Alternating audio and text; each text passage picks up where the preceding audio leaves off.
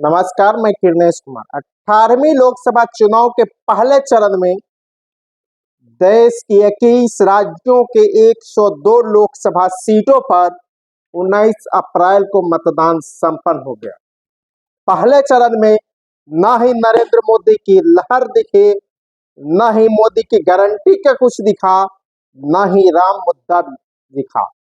पहले चरण में मतदाताओं ने स्थानीय मुद्दे, रोजगार सहित विभिन्न ज्वलंत सवालों को लेकर वोटिंग किया और पहले चरण की जो रिपोर्ट आ रही है, इसमें प्रधानमंत्री नरेंद्र मोदी की कहीं भी लहर नहीं दिख रही है और केंद्र से एनडीए की सरकार जा रही है, जो पहले चरण की रिपोर्ट कह रहा है। पहले चरण में जिन 102 लोकसभा सीटों पर चुनाव हुए हैं, इनमें से कई राज्यों में एनडीए का खाता नहीं खुल रहा है। तो कुल मिलाकर जो रिपोर्ट कह रही है, उसके हिसाब से पहले चरण में 72 सीटों पर इंडिया गठबंधन को जीत मिल रही है, तो 40 सीट के आसपास एनडीए सिमटता हुआ दिख रहा है। जिस तरह की रिपोर्ट आने शुरू हुई है, अगर बिहार की बात की जाए तो बिहार की 4 में 4 लोकसभा सीटें महागठबंधन जीत रहा है। राज्यवार देखें तो अरुणाचल प्रदेश की 2 लोकसभा सीटें, असम की 5, बिहार की 4, छत्तीसगढ़ की 1, मध्य प्रदेश की 6, महाराष्ट्र की 5, मणिपुर की 2, मेघालय की 2, मिजोरम के 1, नागालैंड के 1, राजस्थान की 12, सिक्किम की 1, तमिलनाडु की सभी 39 लोकसभा सीट, त्रिपुरा की 1 लोकसभा सीट, उत्तर प्रदेश की 8, उत्तराखंड की सभी 5, पश्चिम बंगाल की 3, अंडमान निकोबार की 1, जम्मू कश्मीर की 1, लद्दाख की 1 और पुडुचेरी के 1 लोकसभा सीट पर 19 अप्रैल को वोटिंग हुई। इन लोकसभा सीटों में से आज अधिकांश पर भारतीय जनता पार्टी और उसके गठबंधन की हार हो रही है। जिस तरह की रिपोर्टें छन कर आ रही है, लोगों का कहना भी शुरू हो गया है कि पहले चरण में भारतीय जनता पार्टी पर एनडीए ने पूरी तरह बढ़त बना ली है। तमिलनाडु के 39 सीट भारतीय जनता पार्टी हारने जा रही है। वहां सभी इंडिया गठबंधन की जीत हो रही है। डीएमके, सीपीआई, सीपीएम, कांग्रेस का जो गठबंधन बना है, सभी सीटों पर वहां जीतता हुआ दिख रहा है। बिहार की 4 सीट पर जहां चुनाव हुए, इस पर भी राजद के उम्मीदवार जीतते रहे, जो इंडिया गठबंधन के। और बिहार के चुनाव की तस्वीर को देखा जाए तो बिहार में एनडीए के मतदाता उदासीन दिखे। यही कारण है 2019 के लोकसभा चुनाव की तुलना में 2024 में 5% वोट घट गए हैं और वह वोट जहां घटे हुआ एनडीए के वोट कहा जा रहा है।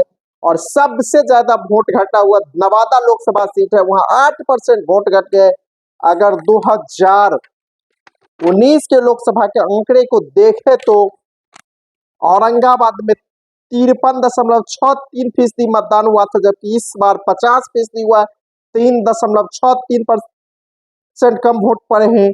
इसी तरह गया लोकसभा निर्वाचन क्षेत्र में इस बार 52% वोट पड़े, तो पिछली बार 56.16% वोट पड़ा था।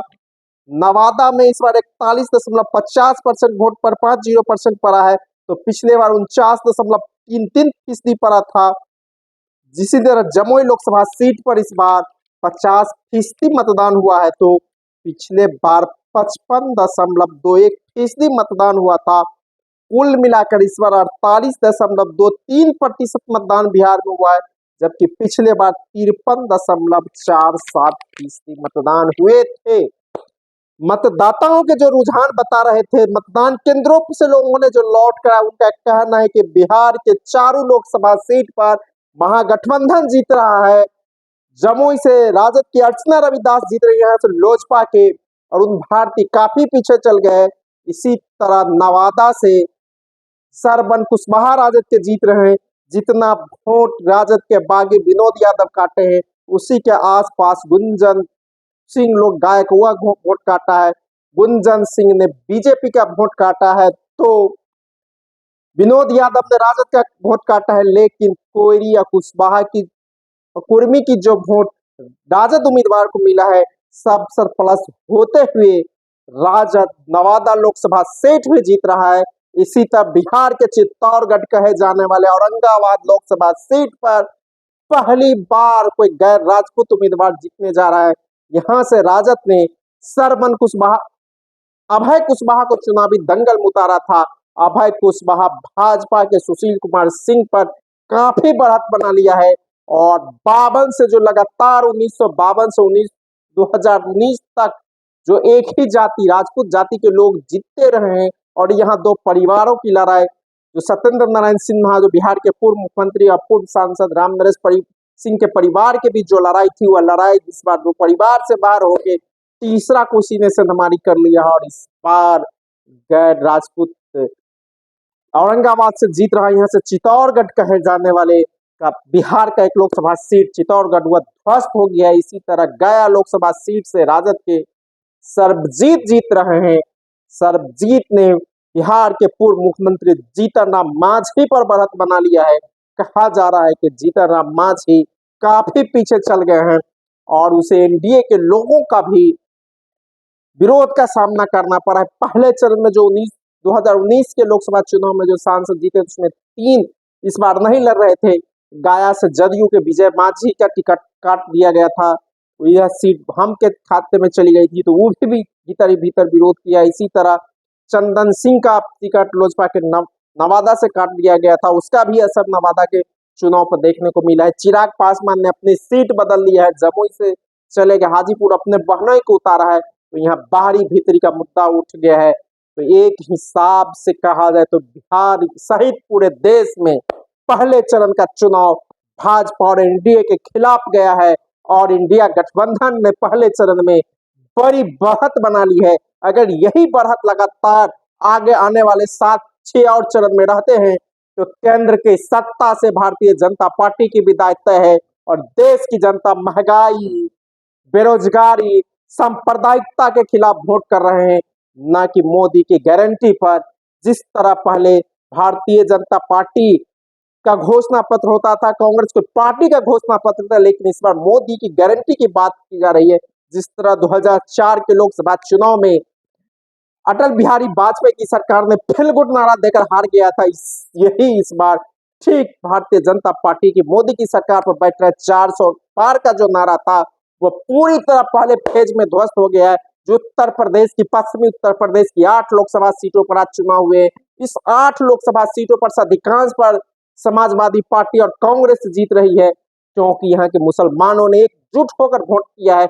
इन सीटों पर वोट को बांटने के लिए बहुजन समाज पार्टी ने अधिकांश सीटों पर मुस्लिम उम्मीदवार दिया था, लेकिन वहां मुस्लिम वोट बटे नहीं, एकजुट रहा और यहाँ से सपा के उम्मीदवार पहले चरण में ही बढ़त बना लिया है। यूपी में, जिस यूपी में पिछले बार 65 सीटें मिली थी भारतीय जनता पार्टी को, इस बार भारतीय जनता पार्टी काफी नीचे जा रही है और वहां समाजवादी पार्टी और कांग्रेस के गठबंधन ने पूरी तरह यूपी को कस दिया है और पहला फेज ही पूरी तरह बढ़त बना लिया। हालांकि उत्तराखंड से भाजपा के लिए अच्छी खबर है, असम से अच्छी खबर है, त्रिपुरा में आयकार है, लेकिन मणिपुर की दोनों सीट भारतीय जनता पार्टी हार रही है, मिजोरम की सीट हार रही है, तमिलनाडु की सीट हार रही है, छत्तीसगढ़ में एक सीट पर चुनाव वहां हार रहे, राजस्थान में बुरा हाल है भारतीय जनता पार्टी का, मध्य प्रदेश में है, उत्तर प्रदेश में बुरा हाल हो गया। तो कुल मिलाकर जिस हिंदी पट्टी की बात की जा रही थी, उत्तर प्रदेश, बिहार, उत्तराखंड, मध्य प्रदेश, राजस्थान, छत्तीसगढ़, इन राज्यों में भी भारतीय जनता पार्टी की स्थिति बुरी हो गई है। पहले ही फेज में, आने वाले जो फेज आएंगे और स्थिति खराब होगी, क्योंकि बिहार के भी 5 लोकसभा सीटों पर 26 अप्रैल को चुनाव होंगे। इसमें भी भारतीय जनता पार्टी का खाता नहीं खुलेगा, क्योंकि 5 में 5 सीट जेडीयू लड़ रहा है, जेडीयू की हालत पतला है। इसी तरह केरल के 20 लोकसभा सीटों पर दूसरे चरण में चुनाव होंगे, केरल में भारतीय जनता पार्टी की खाता नहीं खुलेगी। तो कुल मिलाकर पहले चरण के चुनाव ने भारतीय जनता पार्टी की घटिया खड़ी कर दी है और प्रधानमंत्री नरेंद्र मोदी का बौखलाहट भी 20 अप्रैल से चुनावी सभाओं में देखने लगेगा, क्योंकि उन्हें आईबी सहित विभिन्न केंद्रीय एजेंसियों से रिपोर्ट भी मिल चुकी होगी कि उसकी सत्ता जा रही है और पहले चरण में ही इंडिया गठबंधन ने एनडीए पर शानदार बढ़त बना लिया है और बिहार की 4 में 4 लोकसभा सीटें महागठबंधन ने जीत लिया है और इसके साथ ही महागठबंधन के वोटर और एग्रेसिव दूसरे चरण से होंगे।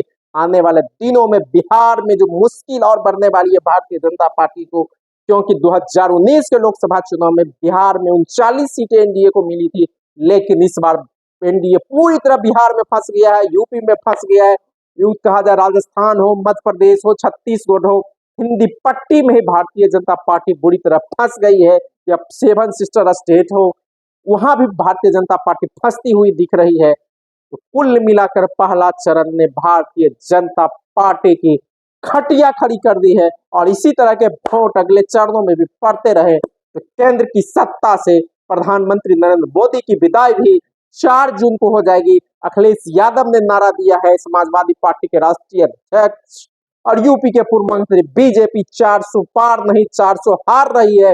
पहला चरण ने यह साबित कर दिया है कि बीजेपी 400 हार रही है और इंडिया गठबंधन की सरकार केंद्र में बन रही है। अगर पहले चरण वाले रिजल्ट आने वाले और 6 चरणों में दिखेंगे तो केंद्र की सत्ता से भारतीय जनता पार्टी की विदाई तय हो गई है। धन्यवाद। मैं किरणेश कुमार, यह चैनल नया है, आप इसे सब्सक्राइब कीजिए, शेयर कीजिए। धन्यवाद।